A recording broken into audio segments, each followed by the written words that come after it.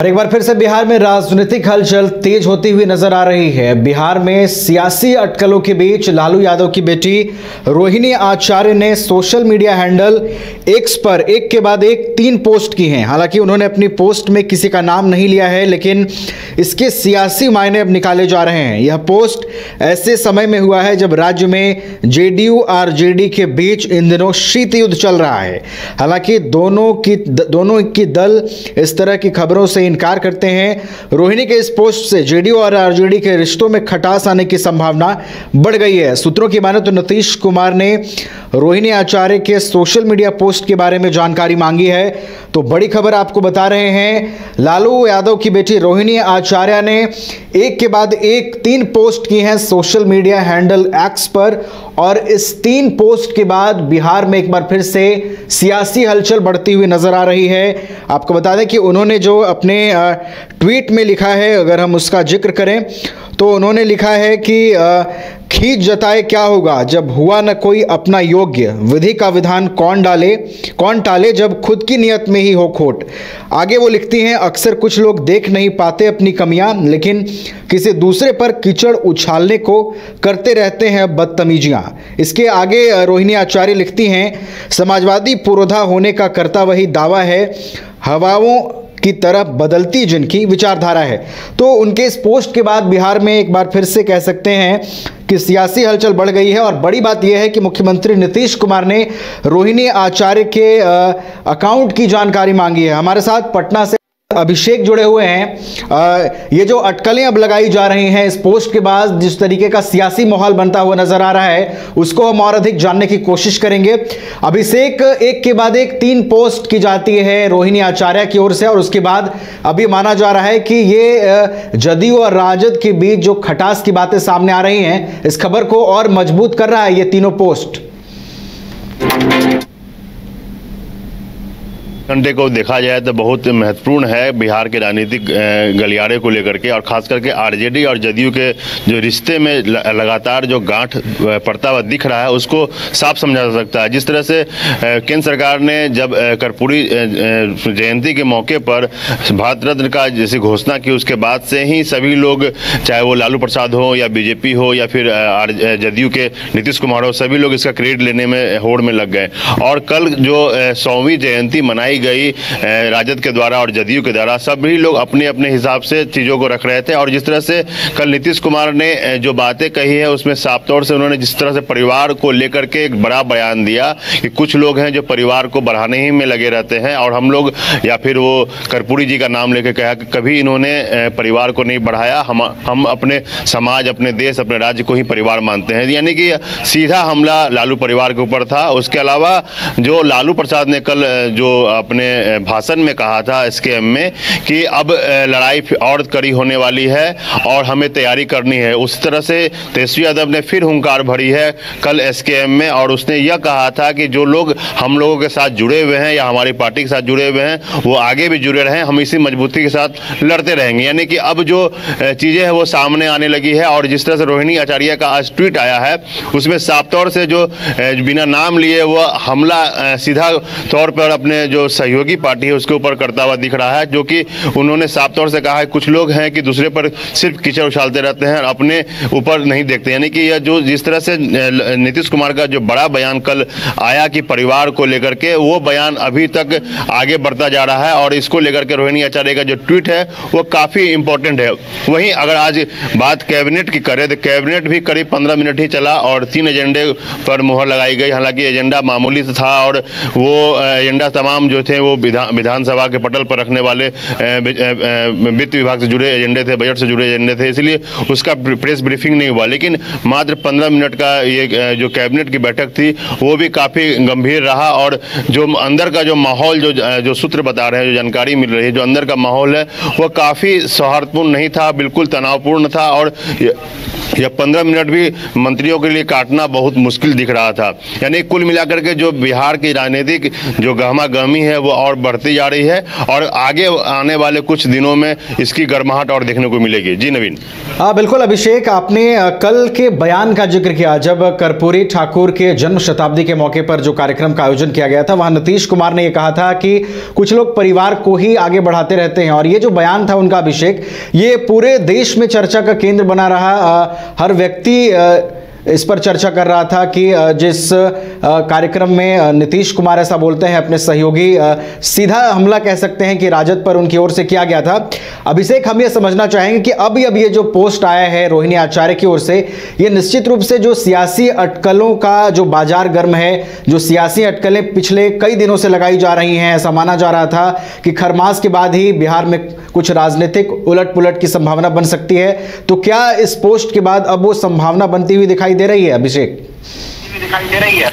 देखिए, रोहिणी आचार्य जब से लालू प्रसाद को किडनी दान में दिया है तब से चर्चा में है और यह लगातार पिछले कई महीने पूर्व और वो पटना का दौरा कर चुकी है, वो अपने गांव का दौरा कर चुकी है, ननिहाल का दौरा कर चुकी है।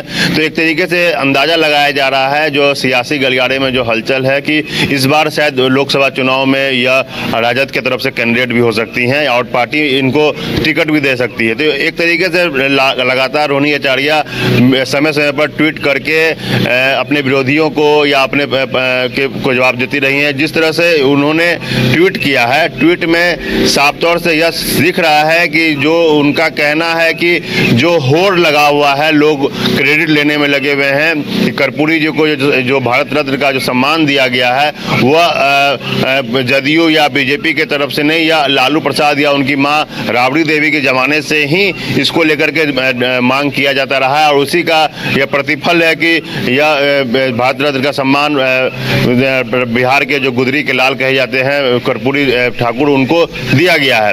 तो एक तरीके से यह एक क्रेडिट का जो वार है वो चल रहा है कि कौन आखिर क्रेडिट ले, क्योंकि जो लालू और नीतीश कुमार की जो राजनीति है वो कर्पूरी और लोहिया के विचारधाराओं से जुड़ी हुई है और उसी के आधार पर है।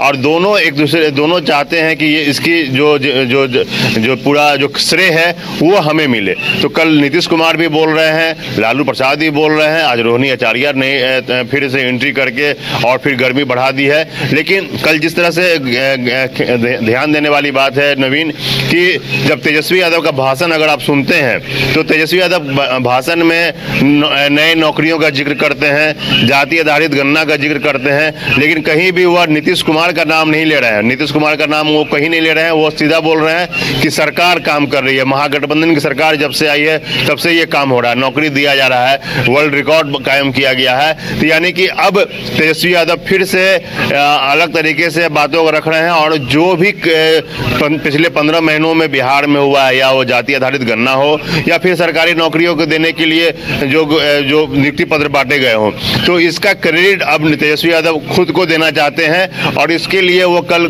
पुरजोर तरीके से इसका मतलब बातों को रखा भी, और उसमें कहीं भी उन्होंने अपने पूरे भाषण के दौरान एक बार भी नीतीश कुमार का नाम नहीं लिया, जो कि कुछ दिन पहले तक नीतीश कुमार का नाम के बाद ही सरकार का नाम लेते थे और वो साफ साफ बोलते थे कि जो भी काम हो रहे हैं वो नीतीश कुमार की अगुवाई में हो रहे हैं। तो यानी कि ये जो दूरियां है वो साफ भाषण में दिखने लगा है। वही नीतीश कुमार का भाषण अपने आप में सारी चीजें कहने के लिए काफी है। और जो उन्होंने कल ये भी कह दिया है नीतीश कुमार ने कि बिहार के हित में जो निर्णय होगा वो लेंगे और आगे भी हम काम करते रहेंगे। यानी कि जो अब चीजें हैं जो कि पिछले कई दिनों से कयास लगाए जा रहे थे कि कुछ चीजें ठीक नहीं है, नीतीश कुमार वापस बीजेपी के साथ जा सकते हैं या नीतीश कुमार इंडिया गठबंधन से अलग हो सकते हैं, तो इसमें एक बल मतलब जोर पड़ता दिख रहा है। और अब यह चीज दिख रहा है कि जो चीजें बयान के तौर पर अब सामने आ रही है वह धीरे धीरे पटल पे भी दिखेगा और सभी चीजें सामने से क्लियर हो जाएगी और जो भी पर्दा पड़ा हुआ है पर्दा उतर जाएगा। जी नवीन। बिल्कुल, इन अटकलों को बल मिलता हुआ नजर आ रहा है और इन अटकलों को और बल दे दिया है आज रोहिणी आचार्य के इस पोस्ट ने। इस पोस्ट के बाद कई तरीके के सियासी मायने निकाले जा रहे हैं। अब इसे आखिर में एक और चीज समझना चाहेंगे, ये जो सियासी अटकलों का दौर बिहार में देखने को मिल रहा है, इससे इतर अगर हम कल की बात करें तो कल इंडी गठबंधन को एक बड़ा झटका लगा जब बंगाल की जो मुख्यमंत्री हैं ममता बनर्जी, उन्होंने एकला चलो यानी कि अकेले उन्होंने चुनाव लड़ने की घोषणा कर दी। तो उसके बाद अब ये अटकलें भी देखने को मिल रही हैं अभिषेक की, हो सकता है अरविंद केजरीवाल भी अकेले चुनाव लड़े, पंजाब में आम आदमी पार्टी अकेले चुनाव लड़े, बिहार में नीतीश कुमार अकेले चुनाव लड़े। तो ये आप लिंक करके देखते हैं क्या बिहार में जो परिस्थितियां बन रही हैं, क्या उसे आप जोड़ करके देख सकते हैं? बिल्कुल, जिस तरह से पश्चिम बंगाल के मुख्यमंत्री ममता बनर्जी ने कह दिया है कि अब हम अकेले चुनाव लड़ेंगे और उन्होंने साफ तौर से कहा है कि कांग्रेस को सिर्फ 300 सीटों पर चुनाव लड़ना चाहिए, बाकी जो क्षेत्रीय दल हैं उनको सीट देना चाहिए, उनको चुनाव लड़ना चाहिए। और बंगाल में जहां तक उन्होंने स्पष्ट कह दिया है कि हम अब अकेले चुनाव लड़ेंगे। और सबसे बड़ी बात है कि राहुल गांधी की भारत जोड़ो यात्रा जो चल रही है वो आज बंगाल पहुंच चुकी है और इस बीच ममता बनर्जी का इस तरह से किनारे होना इंडिया गठबंधन से या इस तरह का बयान आना उस जो दौरा है उसको भी कमजोर कहीं ना कहीं जरूर करेगा। और इसी तरह से जो भगवंत मान का भी बयान आ गया है कि पंजाब में आम आदमी पार्टी अकेले चुनाव लड़ेगी, तो एक तरीके से जो इंडिया गठबंधन है वो बिल्कुल टूटता दिख रहा है अभी लोकसभा चुनाव के समय में ही। और जिस तरह से पिछले दिनों जदयू के केसी त्यागी जो राष्ट्रीय प्रवक्ता है उन्होंने भी कहा था कि इंडिया गठबंधन की अगुवाई करने का जो श्रेय जो जिम्मा था वो कांग्रेस को था, जिसे कांग्रेस ने ठीक से नहीं निभाया। यानी कि अब चीजें सामने से स्पष्ट होने लगी है कि इंडिया गठबंधन से अब धीरे धीरे चीजें अब जो लोग हैं जो क्षेत्रीय दल के जो छत्रप हैं वो अलग होने लगे हैं। अब जहां तक नीतीश कुमार का बात है, नीतीश कुमार तो ये स्पष्ट है कि या तो वो इंडिया में रहेंगे या तो फिर वो एनडीए में रहेंगे, क्योंकि 2014 के लोकसभा चुनाव के दौरान नीतीश कुमार अकेले चुनाव लड़ करके वो देख चुके हैं कि उनको जनाधार नहीं है और बिहार में उनका जीतना काफी मुश्किल हो जाता है। पिछले 2014 में 2 ही सीट जदयू जीत पाई थी, इसीलिए इस बार वो फिर कोशिश करेंगे कि हम किसी न किसी के साथ गठबंधन में रहें और इस बार जो गठबंधन है वो बीजेपी के साथ होने की बात है। लेकिन यह जरूर है कि जब तक कुछ चीजें क्लियर ना हो जाए, जब तक चीजें धरातल पर स्पष्ट ना हो जाए, तब तक कहना मुश्किल है, क्योंकि राजनीति में हर समय चीजें बदलती रहती हैं। लेकिन अब यह चीजें हैं कि इंडिया गठबंधन पर एक बड़ा झटका ममता बनर्जी और आम आदमी पार्टी के जो मुख्यमंत्री हैं भगवंत मान उनके बयान के बाद जरूर लगा है। बिल्कुल, और आपने ठीक कहा कि इंडिया गठबंधन में जो टूट की खबरें दिख रही हैं, टूट की बातें सामने आ रही हैं, वो बिल्कुल स्पष्ट कर रहा है कि इंडी गठबंधन की जो गांठ है वो खुलने लगी है और इसका असर सिर्फ कुछ राज्यों में ही नहीं बल्कि जिन जिन राज्यों की पार्टियां, क्षेत्रीय पार्टियां जुड़ी हुई है इंडी गठबंधन से, वहां पर भी इसका असर दिखेगा। बहुत बहुत धन्यवाद आपका अभिषेक हमारे साथ जुड़ने के लिए और इन तमाम जानकारियों के लिए। तो बिहार से बड़ी खबर आ रही है, जहां बिहार में सियासी अटकलों को और बल मिलता हुआ नजर आ रहा है। लालू यादव की बेटी रोहिणी आचार्य ने एक के बाद एक 3 पोस्ट किए हैं सोशल मीडिया हैंडल एक्स पर और उनके इन 3 पोस्ट के बाद सियासी गहमागहमी और बढ़ गई है, सियासी हलचल और भी बढ़ गई है, क्योंकि अब ये स्पष्ट संकेत मिल रहे हैं कि कुछ बिहार की राजनीति में बड़ा होगा। जेडीयू और आरजेडी में खटास की बातें सामने आ रही हैं और कई परिस्थितियों का ऐसा जिक्र किया हमारे संवाददाता ने, जिनके आधार पर यह कहा जा सकता है कि कहीं ना कहीं जरूर जो है वो राजद और जदयू की बातें जो है वो मेल नहीं खा रही हैं और अप्रत्यक्ष रूप से ये जो ट्वीट है रोहिणी आचार्य का वो निशाना है जनता दल यूनाइटेड पर। तो निश्चित रूप से कह सकते हैं कि ये जो सियासी गहमागहमी है, सियासी हलचल है, सियासी अटकलें हैं, अटकलों का बाजार गर्म होता हुआ बिल्कुल नजर आ रहा है। और अब ये देखने वाली बात होगी कि इस पोस्ट के बाद बिहार में किस तरीके की सियासी हलचल और भी आने वाले दिनों में देखने को मिलती है। फिलहाल हमारे साथ इतना ही, आप देखते रहिए न्यूज़ 22 को।